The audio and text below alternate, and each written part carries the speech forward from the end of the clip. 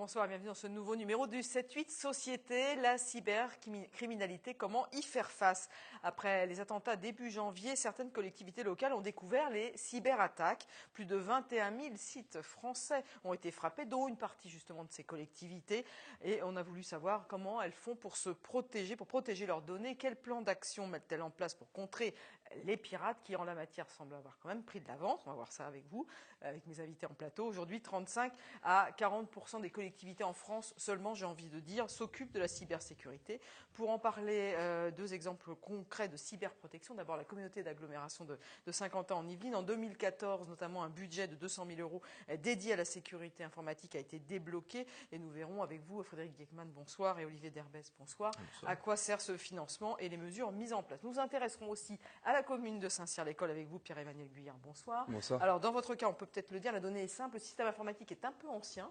Et vous êtes en cours de modernisation et vous voulez même devenir le fer de lance dans le département en la matière. Effectivement. Vous expliquerez ça dans quelques instants. Et puis, Benoît Saint-Sardin, bonsoir. Bonsoir. Vous allez porter, vous, un regard plus large sur la cybercriminalité. Vous pourrez certainement donner des conseils aux uns et aux autres. Vous êtes le fondateur du Centre des hautes études sur le cyberespace. Je voudrais d'abord vous remercier d'être venu en plateau pour expliquer et témoigner. Parce que quand j'ai voulu préparer cette émission, certaines communes nous ont fait savoir tout simplement qu'elles n'avaient rien de particulier en matière de protection informatique, d'autres n'ont pas du tout voulu s'exprimer.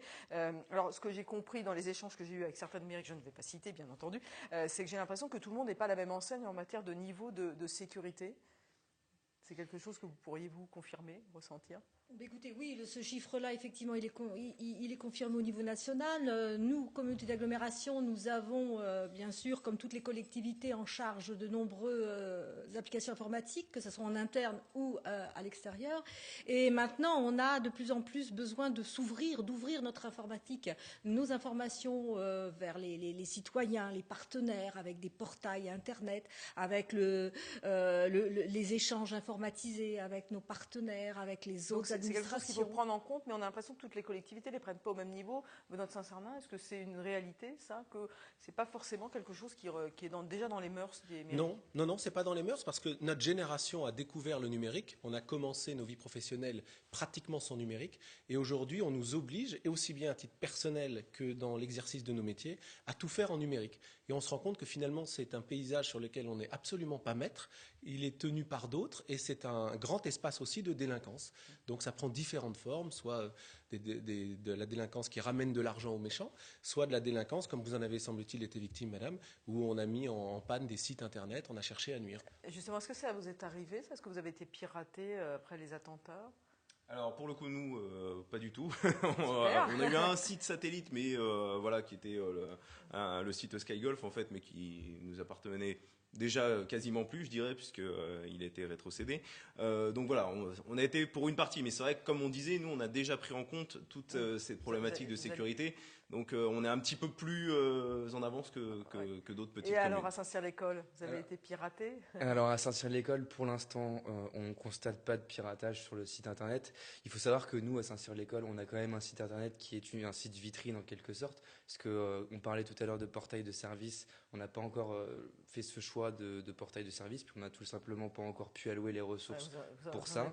Mais on est en pleine transition à Saint-Cyr-l'École, et peut-être que plus tard, on pourra vous expliquer au cours de l'émission justement notre nouvelle stratégie liée au numérique à Saint-Cyr. Tout à fait. Allez, on va s'intéresser justement à ces cas concrets. On va commencer par la CASCI, parce que effectivement, il y a eu une réflexion assez ancienne qui a été mise en place avec une sécurisation qui se construit au fur et à mesure. Voilà, c'est au pas fur et à construit mesure, avec les différents volets, la sécurité physique, la sécurité autour des accès, la protection aussi des serveurs pour Quand vous dites la sécurisation physique, il faut rappeler que les locaux de la communauté d'agglo ont déménagé. Avant, vous étiez au château de la Coultre, ça fait 3 ans. qui était très joli, mais qui peut-être n'offrait pas. Non, c'est vrai, le château est joli, mais enfin, qui n'offrait peut-être pas le niveau de sécurisation. Et puis, vous avez intégré les anciens locaux Mercedes. Donc voilà, on a pu bénéficier déjà d'une infrastructure existante qui était donc la salle serveur de la société Hertz, qui était avant, avec donc des matériels, notamment au niveau des climatisations, au niveau du groupe électrogène que l'on a. Donc tout ça, et on a rénové cette salle et on a mis en place un contrôle d'accès,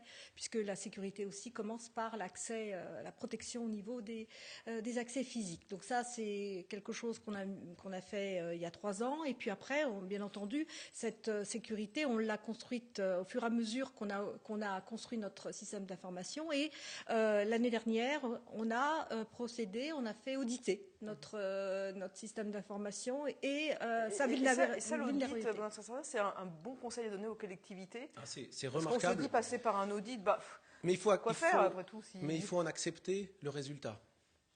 C'est ça souvent qui est difficile. Il faut accepter le résultat. Parce qu'aujourd'hui, tester son installation, faire des audits, c'est effectivement important. Dans la plupart des cas, l'audit montre des failles. Et on arrive à un vrai problème qu'on a dans cet univers numérique, c'est que pour corriger cette faille, il va falloir du budget.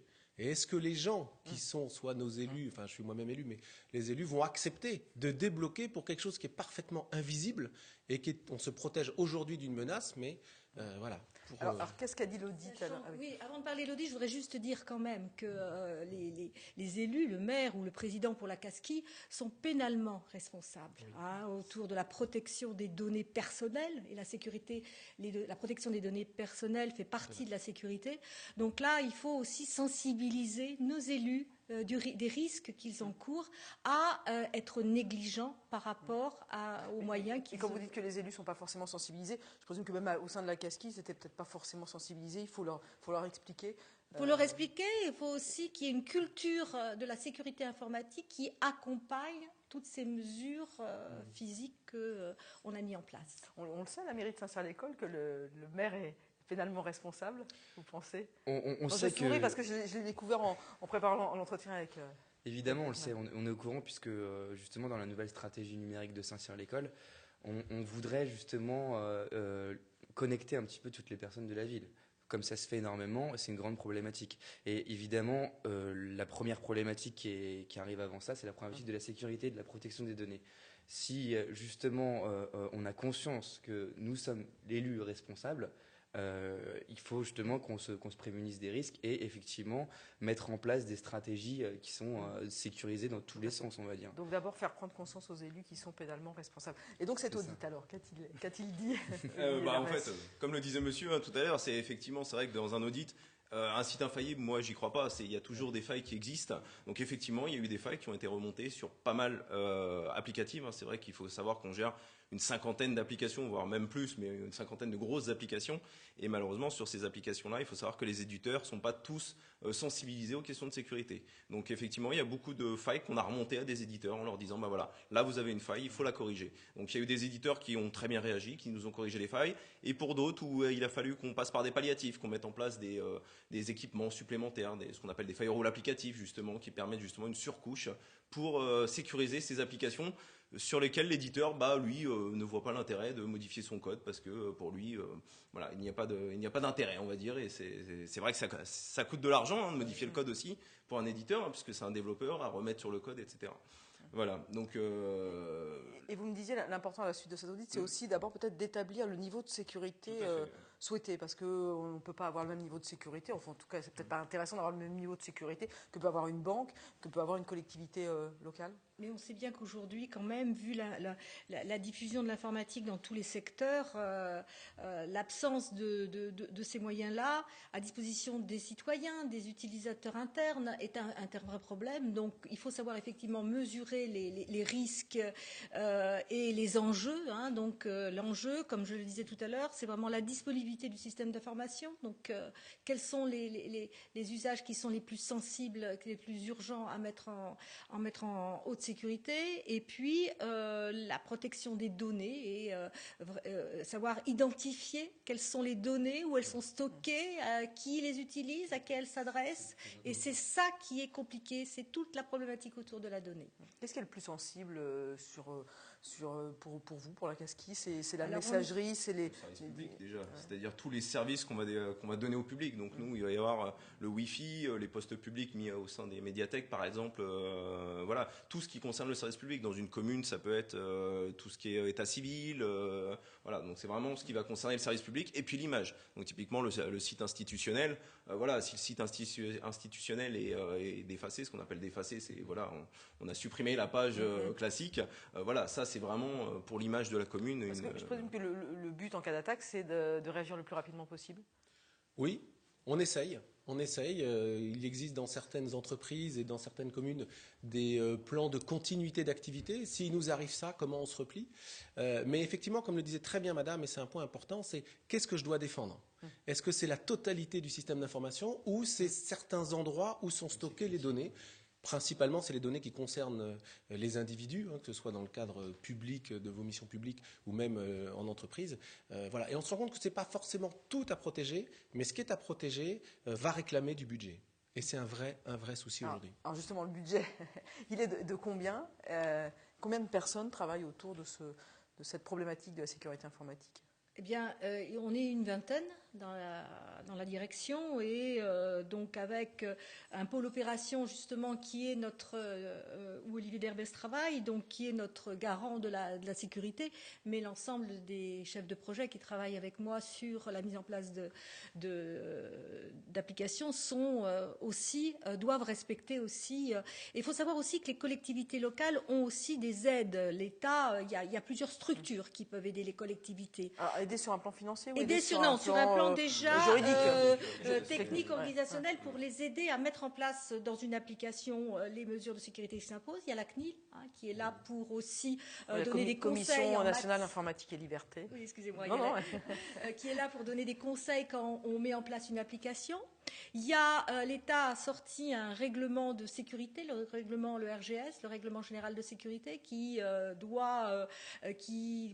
met en avant les bonnes pratiques à mettre en place pour les collectivités. Et puis, il y a aussi la mise en place de plateformes d'échange que l'État a mis en place. Alors, des plateformes d'échange avec les autres administrations, donc avec la préfecture, plateforme d'échange sécurisée qui s'appelle ACT, pour l'État civil, Comedec, et pour le Trésor public avec la dématérialisation des échanges des flux comptables qui s'appelle Helios. Donc, on voit bien qu'ici, on n'est quand même pas seul devant cette problématique-là.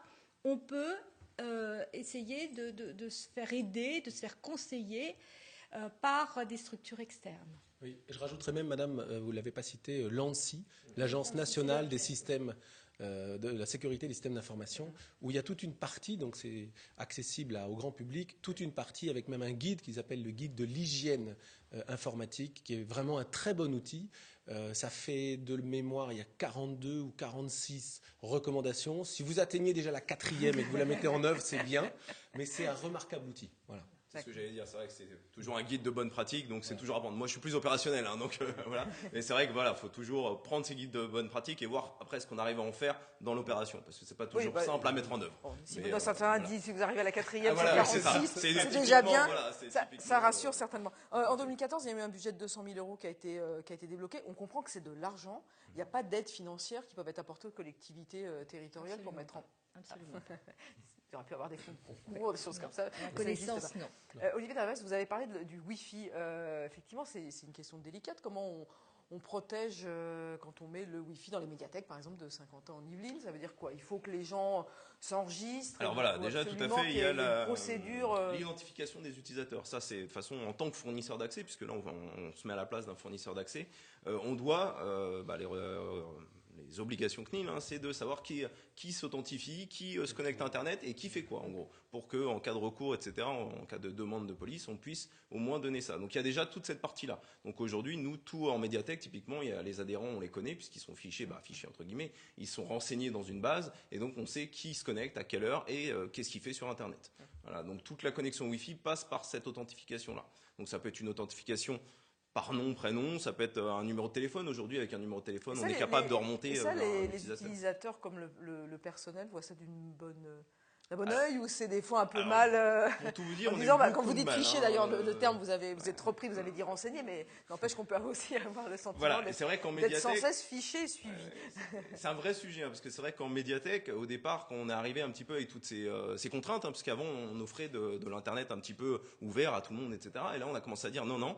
Nous, toute connexion à Internet doit être nominative. Et là, c'est vrai que ça a posé plein de questions, de savoir comment on allait s'organiser, est-ce que les gens allaient pas se sentir fliqués, parce qu'il y a ça aussi. Mais voilà, bon, maintenant, ça commence à rentrer dans les mœurs, entre guillemets, parce que c'est vrai qu'il y a eu quand même on voit bien beaucoup de hacking de comptes Twitter. Il y a eu l'affaire Snowden quand même, hein, qui a révélé beaucoup de choses, que le NSA écoute tout ce qu'on fait, etc. Bon, il y a beaucoup. Il n'y a pas que la Casqui qui écoute. Non, mais ce que je veux dire, c'est que on est dans un milieu, comme on le disait, tout numérique maintenant, et il faut qu'on sache un petit peu, qu'on puisse se prémunir de problématiques. Mais ça, c'est quelque chose à intégrer aussi dans l'esprit des gens qui n'est pas forcément. Tout à fait, L'affaire Snowden est vraiment dans l'histoire du numérique, il y a une cassure. C'est-à-dire que là, on a parfaitement compris, alors dans le cadre du CHESI et de l'école d'intelligence économique, on travaille avec les services de l'État là-dessus. À partir de l'affaire Snowden, on a compris qu'en fait, les Américains avaient une vraie stratégie pour contrôler tout le numérique. Si je fais un parallèle avec l'électricité, c'est comme si aujourd'hui la France achetait son électricité à un pays étranger et qu'il n'y a que ce pays qui nous fournit. Dans le numérique, c'est ça. Et donc, les Américains ne nous laissent pas libres. Dès qu'on se connecte sur le numérique, on est chez eux. Et ils contrôlent.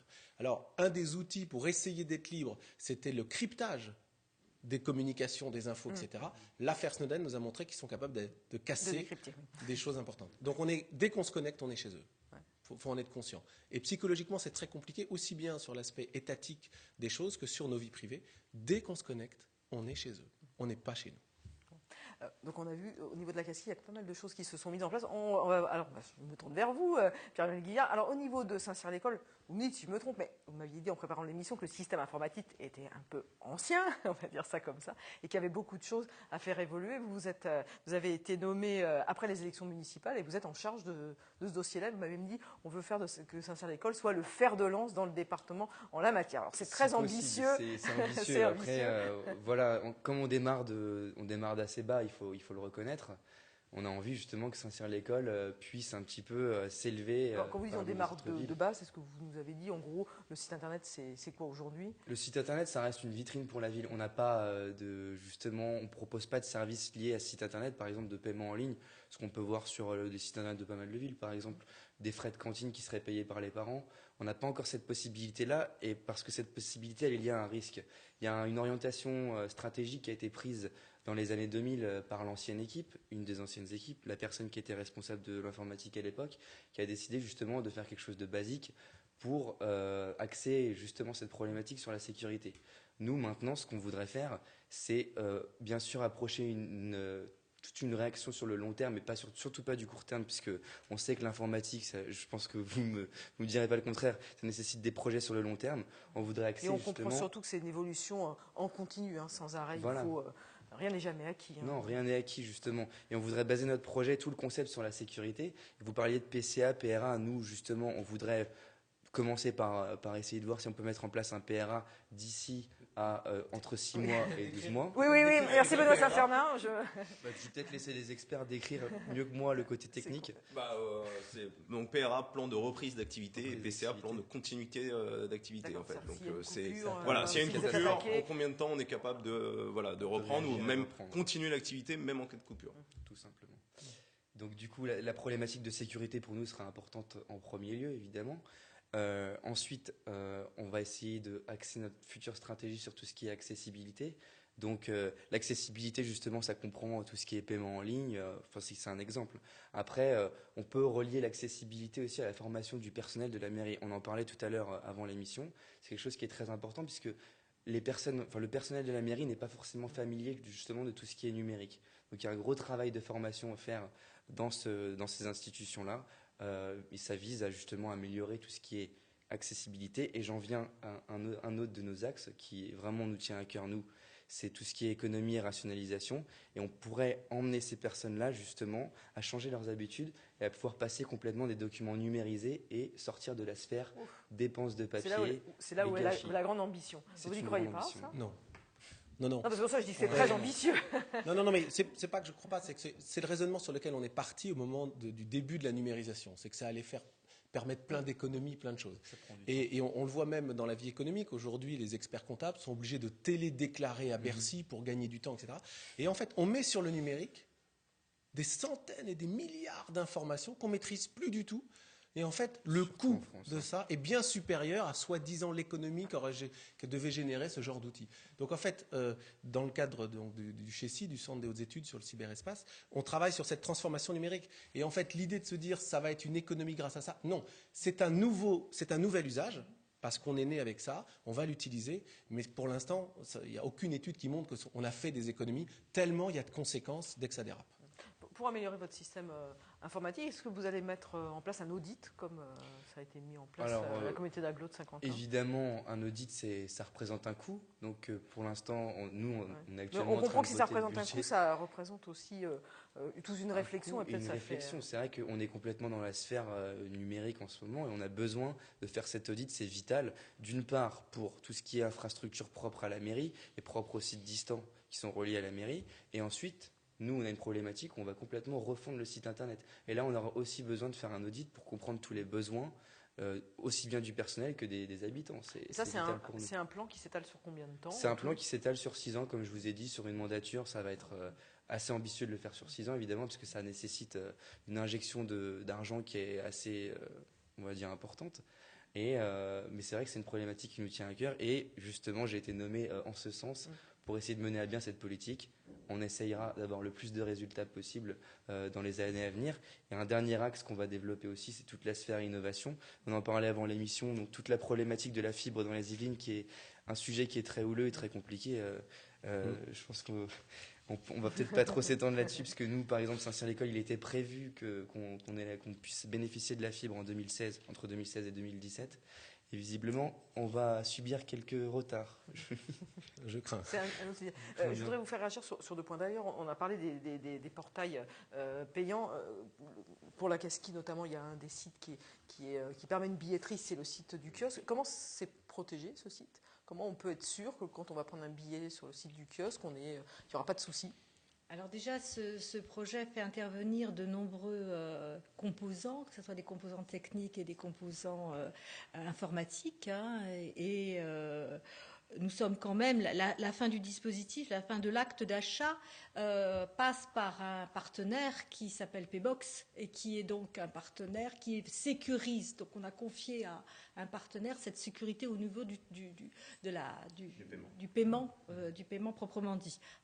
Mais nous avons aussi une surveillance du système d'information et une surveillance aussi, ce qu'on appelle une cartographie du système d'information qui nous permet aussi de vérifier que l'ensemble des process se passe aussi dans de bonnes conditions. C'est aussi ça, la sécurité, c'est aussi la garantie, de garantir que la donnée n'est pas vérolée, n'est pas modifiée d'une façon aléatoire et qu'on garantit les traitements. Donc c'est garantir le traitement.